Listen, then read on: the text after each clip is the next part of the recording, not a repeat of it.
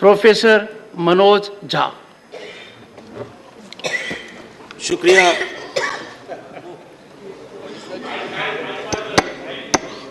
सभापति महोदय, बहुत बहुत धन्यवाद। आज का दिन बेहद महत्वपूर्ण है और इस महत्वपूर्ण दिन के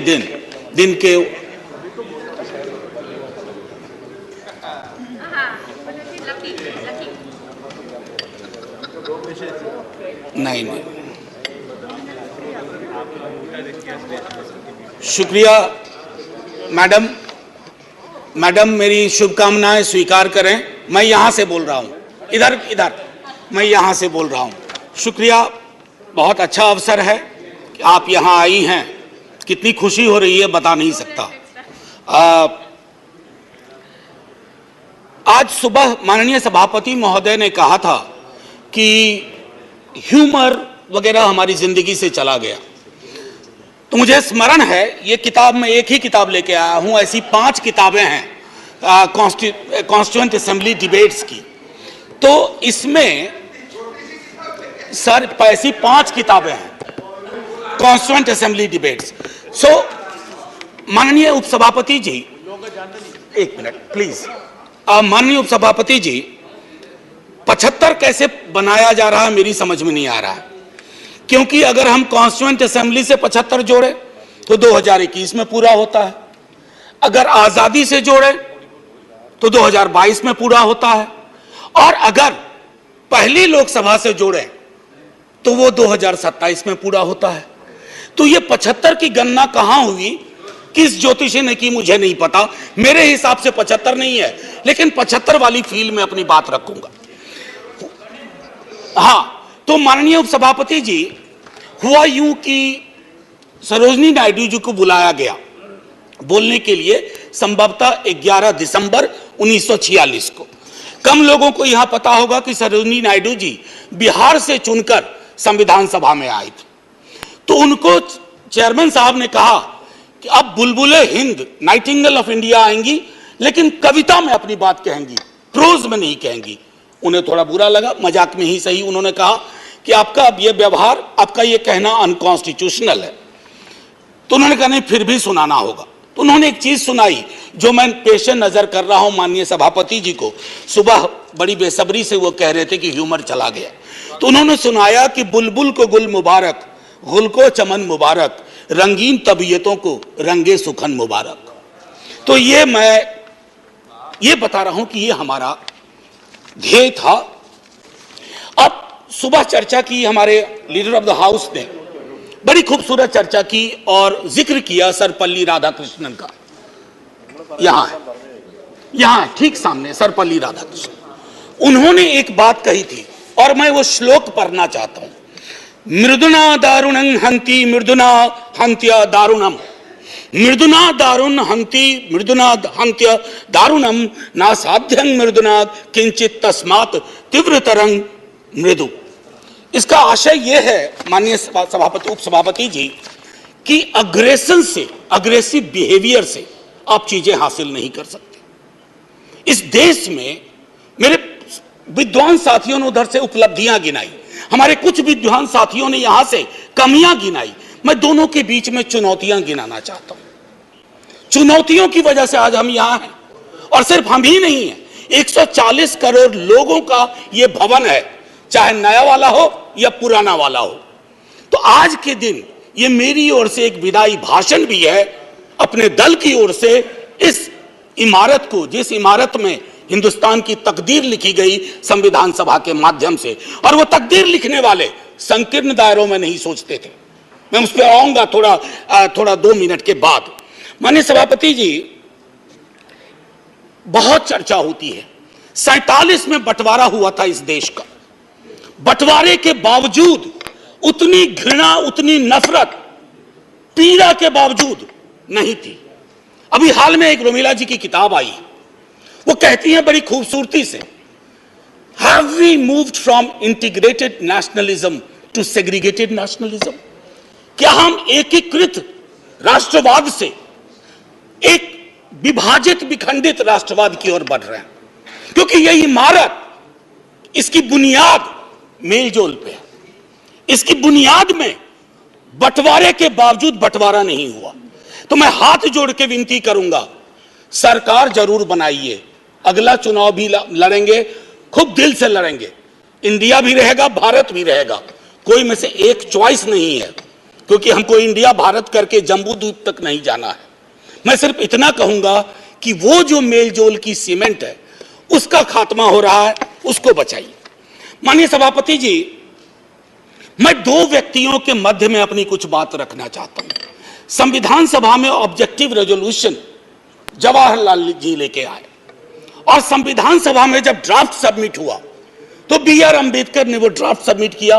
तो मैं सिर्फ कहता हूं, ऑब्जेक्टिव रेजोल्यूशन में बहुत सारी बातें थी, ये प्रस्तावना के बारे में, सॉवरेन डेमोक्रेटिक रिपब्लिक के बारे में काफी कुछ बोल चुके हैं, सॉवरेनिटी गिरवी ना चली जाए, मौलिक अधिकारों के मामले में।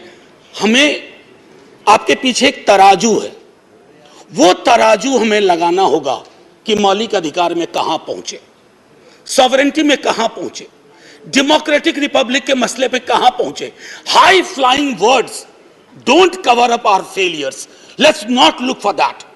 और एक मसला आया, उन्होंने एक जिक्र किया ओथ ऑफ टेनिस कोर्ट। माननीय सभापति जी, फ्रेंच रिवॉल्यूशन के बाद जब बड़ी शिद्दत से लोग काम में लग गए अधिकारों पर बात करने के लिए, तो राजा को शुरू में परेशानी नहीं हुई, लेकिन राजा को लगा कि कुछ ऐसा कर रहे हैं जिससे खुराफात की बू आ रही है। उसने क्या किया, दरवाजे बंद करवा दिए। जिस हॉल में वो लोग बैठते थे वो चले गए दूसरे दरवाजे रूम में, उसको भी बंद करवा दिया। तो वो चले गए टेनिस कोर्ट में, सारी कार्रवाई पूरी की, उसको कहा oath of tennis court. Oath of tennis court का जिक्र जवाहरलाल जी ने इसलिए किया था कि हमारे अंदर वो जज्बा हो, इमारत बनाने बिगाड़ने से इबारतें नहीं बदलनी चाहिए। हमारा जज्बा वही होना चाहिए जो ओथ ऑफ टेनिस कोर्ट में जवाहरलाल जी, हमारे फर्स्ट प्राइम मिनिस्टर, ने कहा। अब आते हैं कि बाबा साहब भीमराव अंबेडकर जी ने क्या कहा। माननीय सभापति जी, आप जिस इलाके से आती हैं, मैं जिस इलाके से आता हूं, वहां ये बातें बड़ी प्रबल है। आजादी का मूल्यांकन होगा तो इस आधार पर होगा कि राजनीतिक आजादी, सामाजिक आर्थिक आजादी में कितनी तब्दील हुई, अगर नहीं हुई तो क्यों नहीं हुई। उन्होंने कहा था कि एक दिन एक ज्वालामुखी बन जाएगा, और मैं उस ज्वालामुखी को बनते देख रहा हूं। वो इसलिए बनते देख रहा हूं कि जब मैं देखता हूं कि बिहार के जातिगत सर्वेक्षण पे देश के सॉलिसिटर जनरल कोर्ट में खड़े हो जाते हैं, तो मैं देखता हूं ब्लॉक करने की कोशिश हो रही है। यह एस्पिरेशनल वर्ग है, पिछड़ों की बड़ी आबादी, उसके एस्पिरेशन को आप सोशल डेमोक्रेसी के नजरिए से देखिए। जो बाबा साहब कह गए थे 31 में आखिरी हुई, उसके बाद पाकिस्तान बांग्लादेश बना। क्या इस देश को, यहां की सरकारों को, राज्यों की सरकार को वैज्ञानिक आंकड़े नहीं चाहिए? क्या आप आंकड़े आसमान से गिराएंगे? मैं समझता हूं आज के दिन यह भी हमें सुनिश्चित करना होगा कि हम इन आंकड़ों को लाएं, उसके आधार पर अपनी नीतियां तय करें। एक माननीय सभापति जी, अंबेडकर साहब दो और चीज कह के गए, प्रिवेंटिंग टिरनी ऑफ मेजॉरिटी। मैं बार बार इस सदन में कह चुका हूं कि मेजॉरिटी बेहद आवश्यक चीज है, मेजॉरिटी के बिना सरकार नहीं चलती है, लेकिन मेजॉरिटी और मेजॉरिटेरियनिज्म में फर्क है। यह फर्क अगर हमारी सरकार भूल जाती है तो बहुत बड़ी पीड़ा होती है। जब मेरे मित्र ने कहा, मैं अक्सर देखता हूं हम जैसे लोग छोटी आलोचना भी करते हैं, छोटी मोटी आलोचना जो कभी व्यक्तिगत नहीं होती है। आप कहते हो कि पाकिस्तान चले जाओ, अरे कभी देखा भी हो कितनी जगह है वहां का भूगोल क्या है, इतने लोग नहीं अट पाएंगे। मान लीजिए कि 65% लोगों ने आपको पिछली बार वोट नहीं किया, सबको पाकिस्तान भेज दोगे? ऐसी कोई व्यवस्था होती है? यहीं मेलजुल से रहना है, यहीं मिलकर रहना है। और ये सारी चीजें मैं नहीं कह रहा हूं, खुद अंबेडकर साहब कह के गए थे।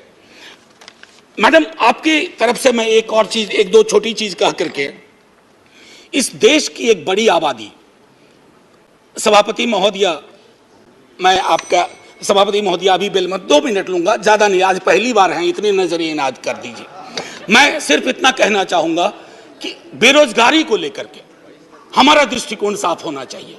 सरकार में आप हो, हम हो, बेरोजगारी हम सबकी पॉलिटिक्स खत्म कर देगा। राइट टू एम्प्लॉयमेंट के लिए हम क्या सोच रहे हैं, और इस देश की एक बड़ी आबादी से देशभक्ति का जो प्रमाण पत्र हम मांगते हैं ना, मैडम वो कहीं चलेगा नहीं। मैं आखिरी चीज कह करके एक सुनाना चाहता था। मैं इसलिए कहता हूं, वो एक घर में 5 सदस्य हैं, उसमें हर 5वां सदस्य उस आबादी का है।